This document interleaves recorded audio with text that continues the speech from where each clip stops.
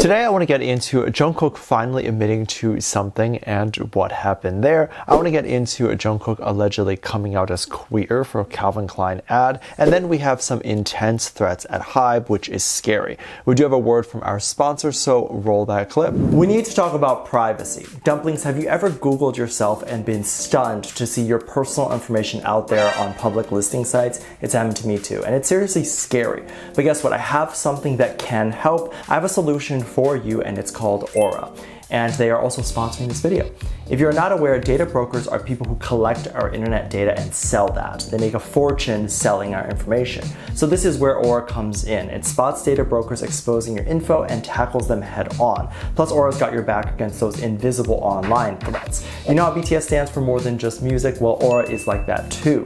One affordable price, tons of features, parental controls, antivirus, VPNs, and more. Keep your digital world safe. So when you're looking at BTS content or Kpop content, you don't have to be scared about any potential data leak. A little while ago, a lot of Kpop fans got their credit card leaked and were charged these random fees. Having something like Aura can protect you from these things happening in the future. And a lot of these Kpop shops, they're not sus, but they're still new, so they are vulnerable to this type of stuff. So you need to protect yourself. I do have a promo code for you dumplings. Get a 14-day free trial at aura.com/dumplings and safeguard your digital world. I will link all their information in the description. Make sure you check them out and thank them for sponsoring today's video.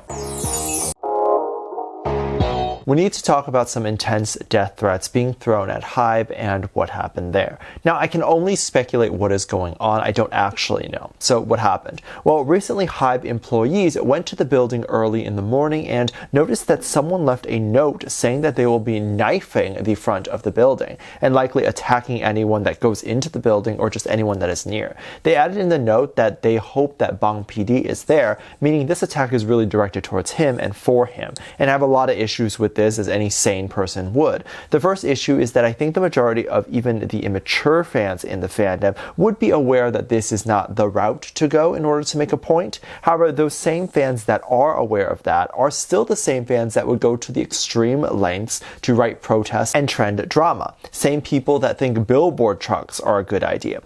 The issue is that the majority of the drama online doesn't ever actually call for even that type of response. And my belief is that due to the trends and drama being circulated online in such a way, this is what has caused these very immature and irrational people to eventually leave death threats at HYBE's front door. So please use your social media power for good and trend things when they're actually bad, like when a member is getting physically abused or something. Of course, naturally, when this threat was sent to HYBE, HYBE upped their security and even got a police investigation involved. It was believed that they will be taking legal action, and they are likely fully aware that the person who wrote this could be a minor.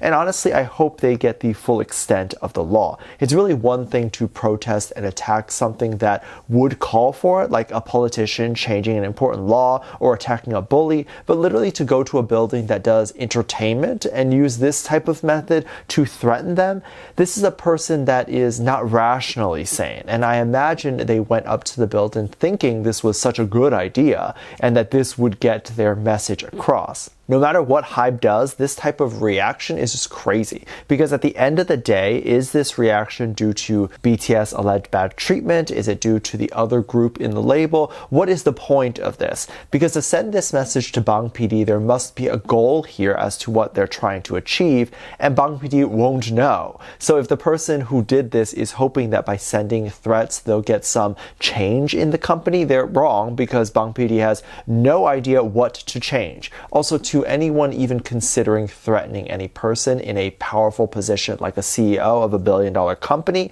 or just whatever, just know that if there's ever even any attempt to do that, you will go to jail for the rest of your life. The people who have managed to assassinate anyone of power are usually people who are extremely intelligent to be able to pull it off. If you're this mad over something that is entertainment, then you likely would not be that super intelligent person to be able to pull off an assassination.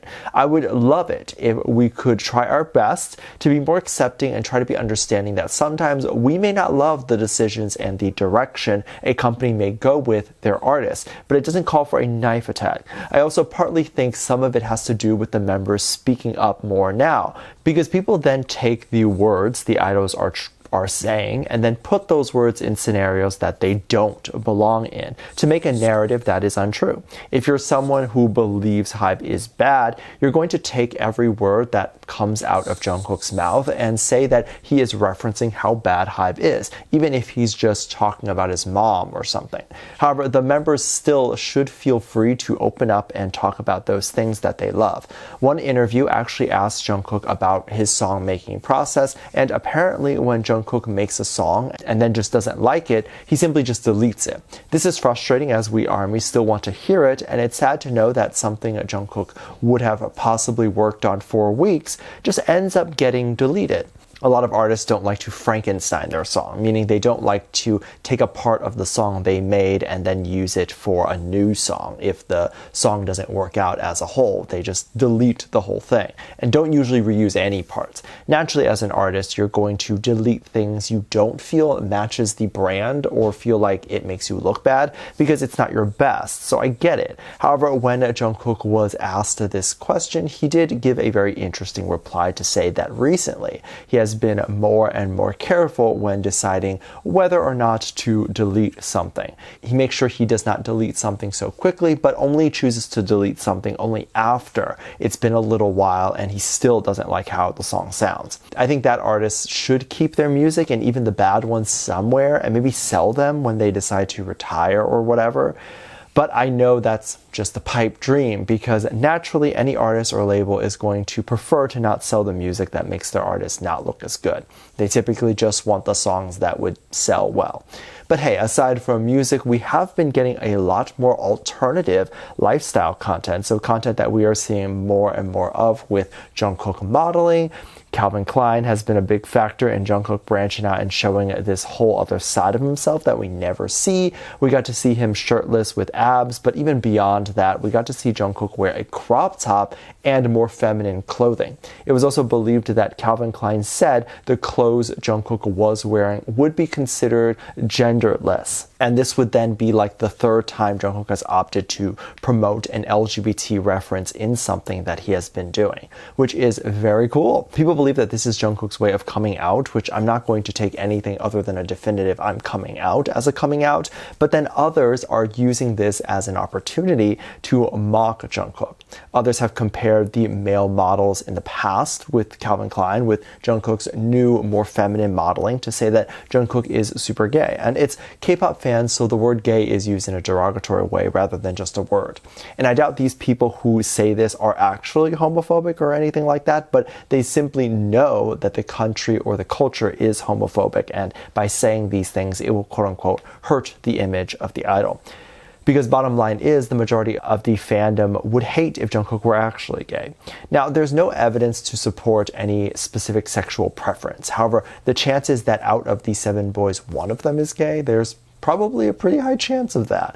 But also understanding that naturally when makeup artists, creative directors, and marketing people look at Asian men and K-pop, they tend to see men who are more fluid, men wearing crop tops and performing in them, as is a very common thing within K-pop. So naturally when a creative director thinks more artistic and concepts that push the boundaries, blurring the lines of gender is something they will definitely think of. And of course, they'll want someone who can pull it off best. This is often why you'll see both men, Taeyang and Jung Kook, when doing the higher fashion shoots, the directors will often offer to do a more feminine look. I assume at this point in both their careers, they can opt to make that decision themselves, and why not? Taeyang is often inspired by more feminine artists and models, so he'd probably feel inspired to take that approach.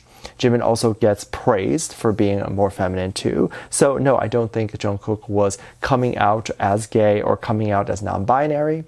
So let me know what you think. Make sure you check out my Patreon for more videos. Link down below. Thanks for this lovely comment right here. Love you. Bye.